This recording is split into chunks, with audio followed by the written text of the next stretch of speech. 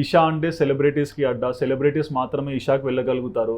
సాధారణ వాళ్ళు ఇషాకి వెళ్ళాలంటే కొంచెం డబ్బులు ఎక్కువగా సేవ్ చేసుకోవాలి, ఇన్ఫ్లుయెన్సర్ మార్కెటింగే కనిపిస్తుంది ప్రతిసారి అంటారు. దీనికి ఏం చెప్తారు? శుద్ధ తప్పు అని చెప్తాను.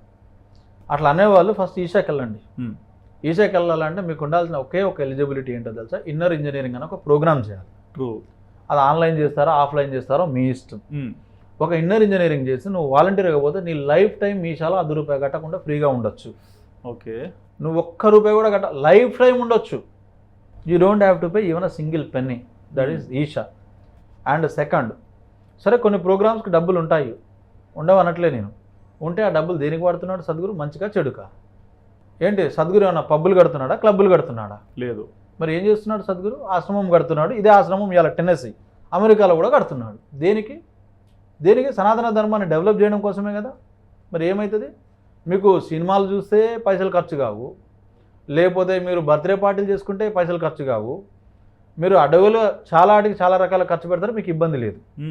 ఒక ఇన్నర్ ఇంజనీరింగ్ ఒక 2000 పెట్టి చేస్తే మీకు ప్రాబ్లం, ఒక శాంభవి క్రియ ఒక 2000 పెట్టి చేస్తే మీకు ప్రాబ్లము, లేదా ఇంకోటి ఒక 2000 పెట్టి చేస్తే మీకు ప్రాబ్లం.